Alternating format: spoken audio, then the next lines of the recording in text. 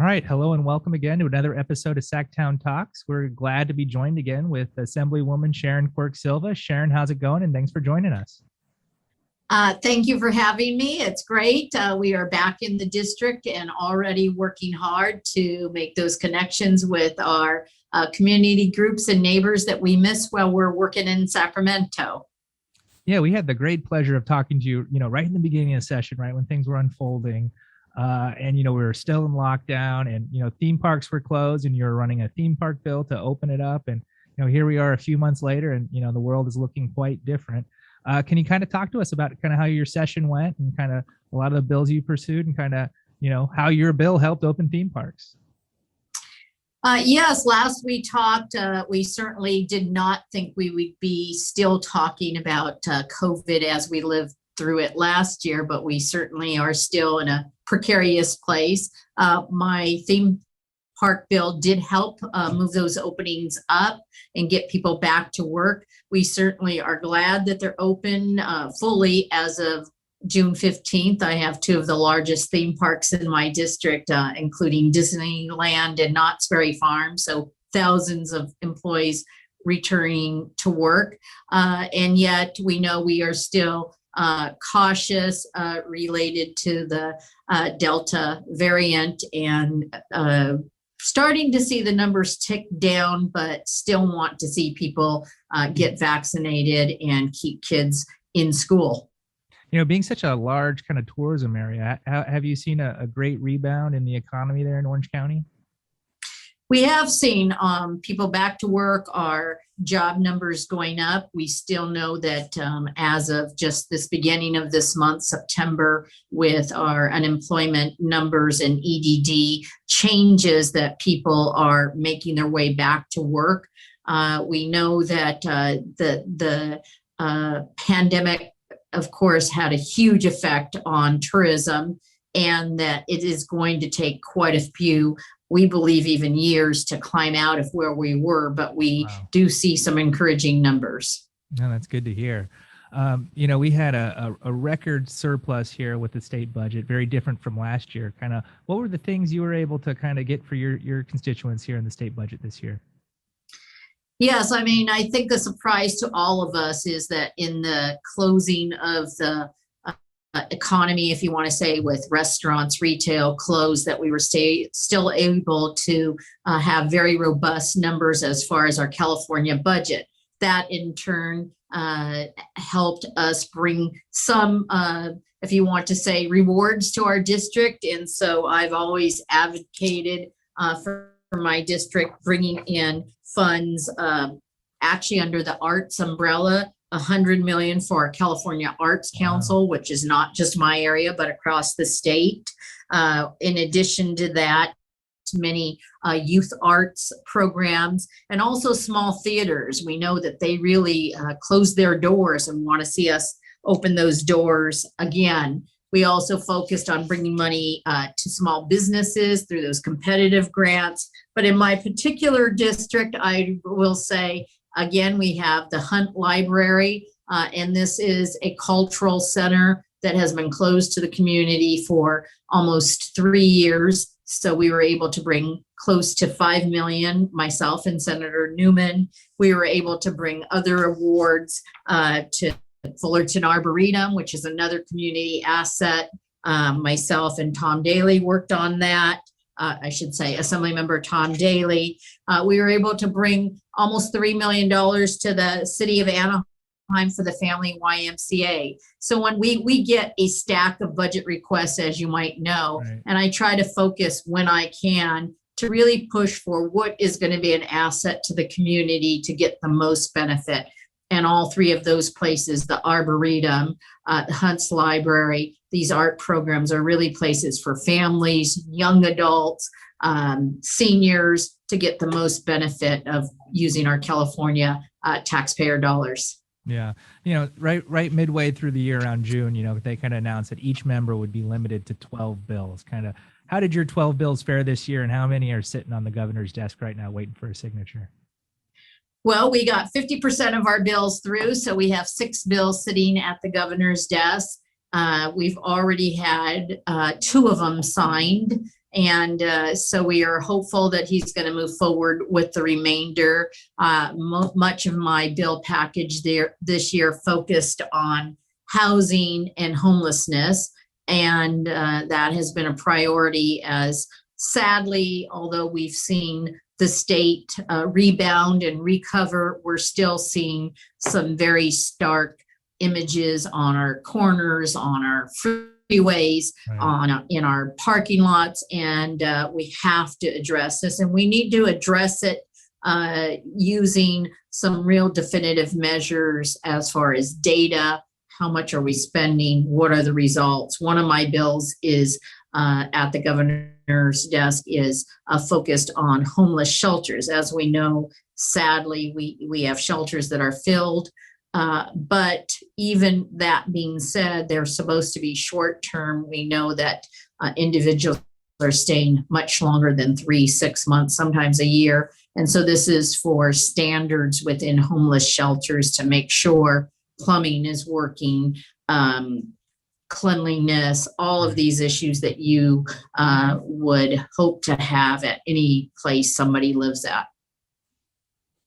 And, housing was such a big issue this year. What kind of things were you working on in the housing element that got to the governor's desk this year? I continue to want to not only focus, but push forward and support legislation that's going to focus on production, housing production. So whether it's market rate, I'm starting to say middle-class housing, very low and affordable housing. We have to do all of those, and we need to do them in a speedier fashion. We need to be building in places that we haven't talked about before. So whether it's state land, county land, we need to be looking at individual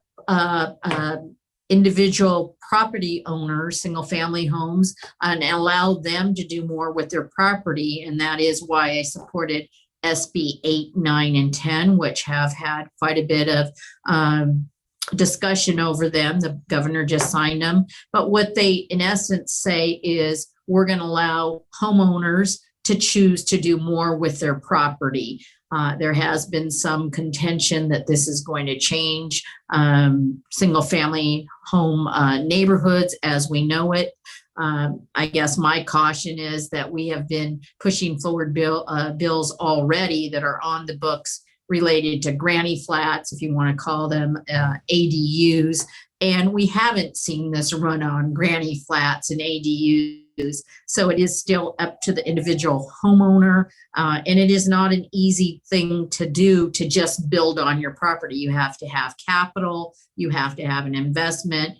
And there are still many provisions in this legislation related to historic neighborhoods, related to setbacks, all of these things. So there are still protections, but I definitely support building because we cannot allow and tolerate this homeless crisis to continue to expand. Yeah, there's a lot of folks kind of saying that, there's this NIMBYism, right? And of course, we all want to live in your district, Sharon. The weather's beautiful, great place to live. Kind of what are the feeling of your constituents towards kind of some of these bills and kind of, building higher, building duplexes and et cetera? Are they welcoming to that or somewhat? It's mixed. We've definitely had some calls saying we're disappointed that you supported those bills, SB 8, 9, and 10 particularly. We've definitely had some conversations with some of our local elected officials who are upset that possibly they won't have the local control that they have had in the past. But we also have actually right in our neighborhood a organization YIMBY. So instead of NIMBY, it's YIMBY. Yes, in my backyard that is very supportive of these bills. We also have younger and younger individuals that are looking for places to live. They know what they're faced with, and they know that if they want to be educated, Cal State Fullerton is right here in my district, 40,000 students that we educate and graduate graduate, and yet how many of them are we retaining to live in Orange County because of the prices? Today, I just saw on my Facebook a listing for a one bedroom with only one individual that they were asking, no pets, all of these conditions put on it, and that was for $1,800, and that was in La Mirada. So we know that these prices, even with the remote working, people moving out of some of our urban areas like Los Angeles, San Francisco, they're still high prices. And so I'm going to continue that focus on us building, and we're building really for the future. Right. Houses come in all different shapes and sizes. I know you were working on a bill, I believe it was AB 978, dealing with mobile homes. What was that bill about, and how did that fare? That bill was a district bill, very passionate about that bill. This is a mobile home park that actually sits in the cities of Fullerton and Anaheim, which I represent both cities, and a very large mobile home park, and new owner. And within a very short amount of time, the new owner raised the rents close to 20%. Wow. And we know that many of these mobile home owners, this is their last purchase, their forever home. We know they're not mobile, these mobile homes. And many of them seniors, veterans, really were contemplating either having to move or be forced out of this mobile home. So we were able to match the rent protection bill that we did a few years back, and allow that rental rate to be not more than 3% plus CPI. And the governor signed that bill. We know there's still some contentious issues with the owner of the park.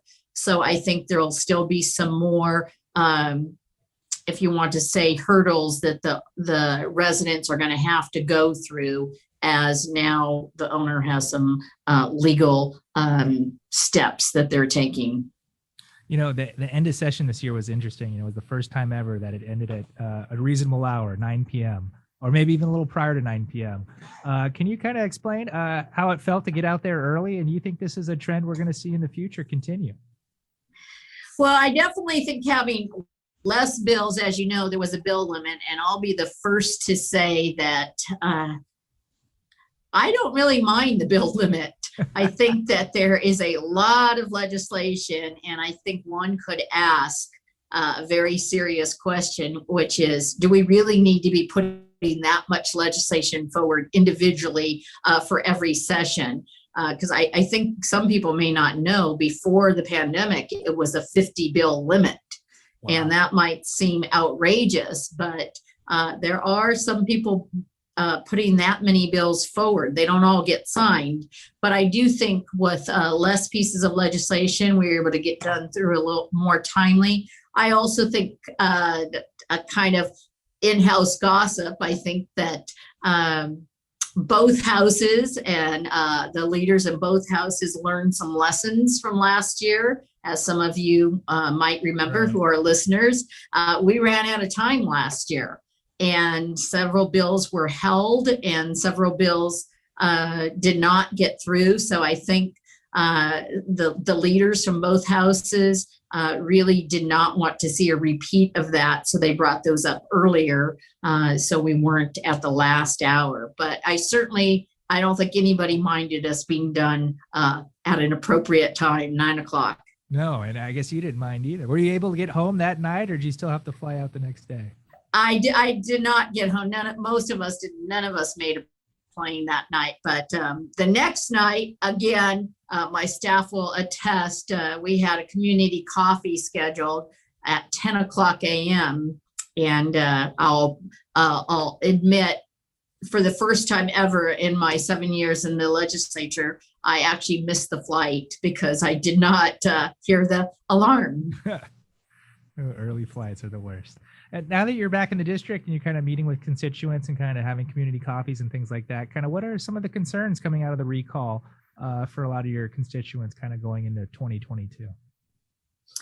I think it's mixed. I'm in a very mixed district. And as we just looked at the overlay with the recall maps, we can clearly see in my district a very mixed, even though in Orange County, the governor did come up on top about 51.5% to about 48-ish, and some votes are still being counted. I think we always know in my area that we get very mixed feelings about government. Right. We often, some of the trending issues that you hear about it, whether it's ethnic studies, whether it's housing, as we've said, whether even masks and health conditions can still be fairly contentious in my area. We have held outdoor coffees. We have one actually coming up in a week or two outdoor, but we're still doing some virtual events.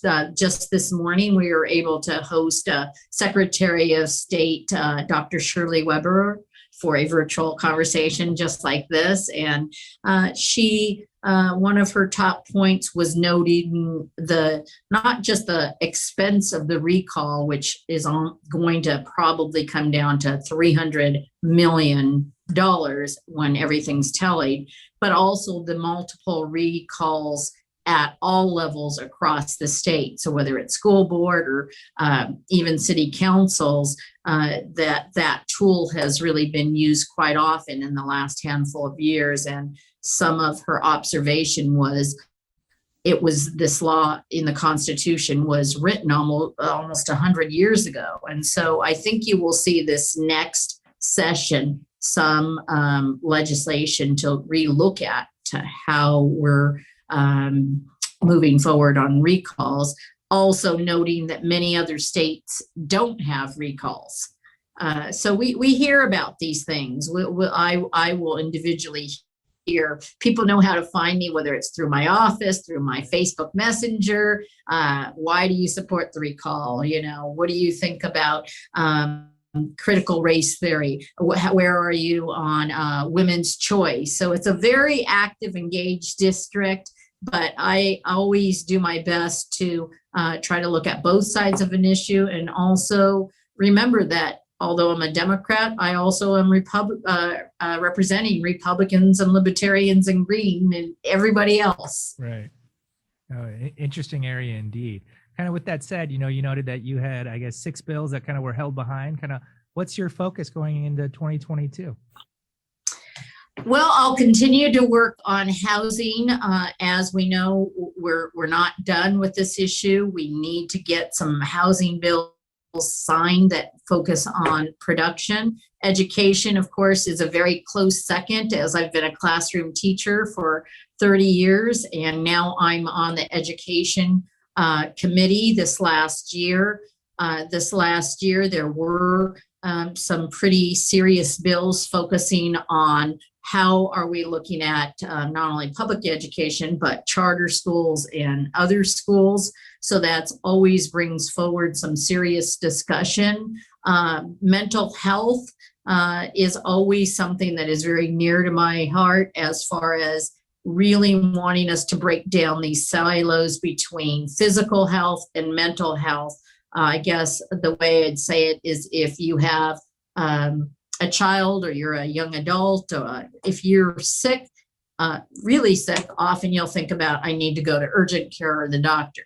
But if there's a mental health issue in a family, that's not the first thought, that I need to get somebody to come in and support, whether it's anxiety or depression, these type of issues. And so they often continue to have that stigma. They continue to be whispered about.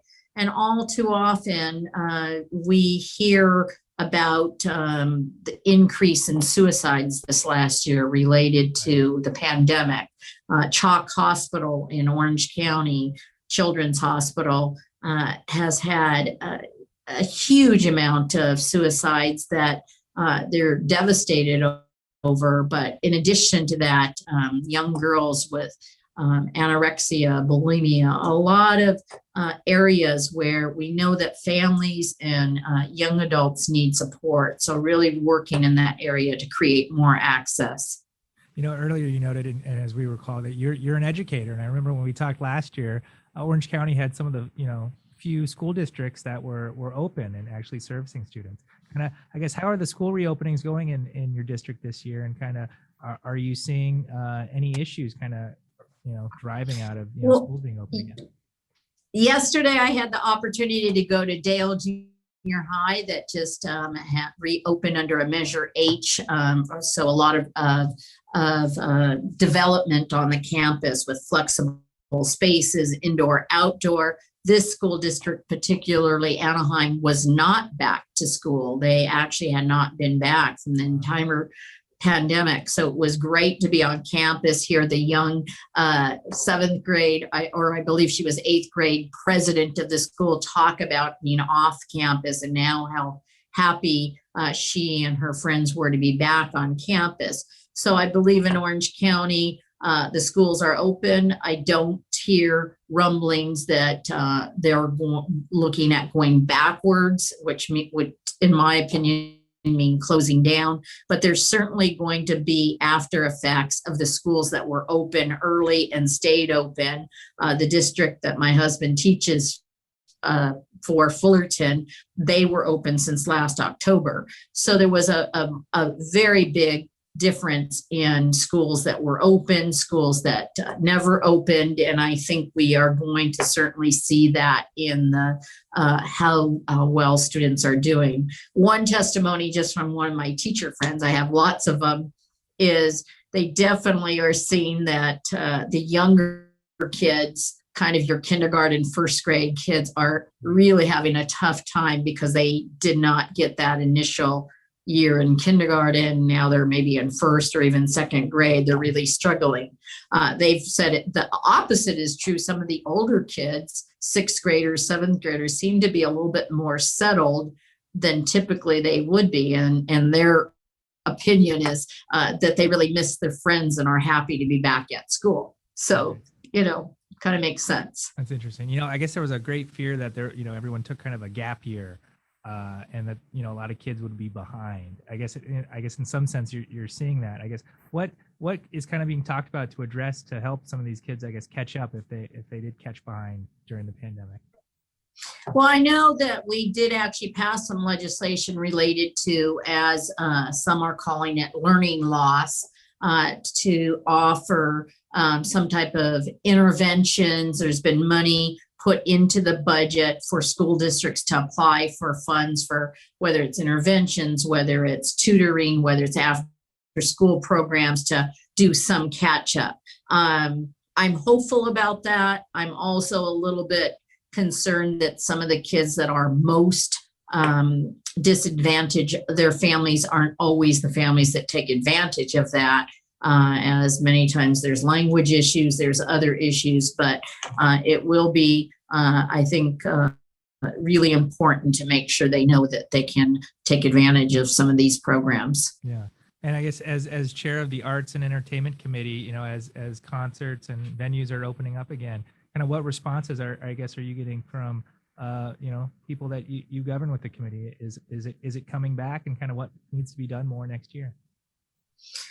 I think, again, that's been a little bit mixed as we talked about at the beginning. We really pushed for some of the openings. There have been full openings, but again, with the variant now, there is some individual venues that are choosing to ask for vaccines, it's not a one size fits all. And I think the public is mixed on that. So whether it's a concert venue, whether it's a production, we are starting to see more and more ask for vaccines. I know that if you want to say the entrance gates, it is, right. They're still trying to figure out how do you, in fact, check a vaccine, card. How do you get people through in a timely way? How do you enforce? So I think all of those things, there's efforts being made, but they're not, we haven't found the exact way to get people in and out of venues safely, without upsetting people, without having all kinds of disconnects. But there are more and more attempts to get people through the doors and to check vaccines. Right. I guess right now it's like county by county, like LA County just came out with a very kind of a strict vaccine card. Is there any talk of more counties going to this, or the state intervening, or coming? I think Orange County is definitely not going to be leading in that respect. Right. They certainly aren't making any notes that that's where they're headed. And there have been some very, very robust and aggressive encounters at the supervisor meetings related to vaccines. Right. There's also been changeovers of the health directors. So I think that, again, still trying to make its way. There's also some districts that are in Orange County that are talking about possibly no mask. So we have a variety, everything and anything. Right, exactly. Well, Sharon, thank you so much for joining us and kind of give us a little peek inside what you've been doing these past few months. It's a pleasure having you. And is there anything else you want to add before we go? Just always appreciate catching up, and thank you for what you do, and have a great weekend, everybody. All right. Thanks, Sharon. Great talking with you. Bye.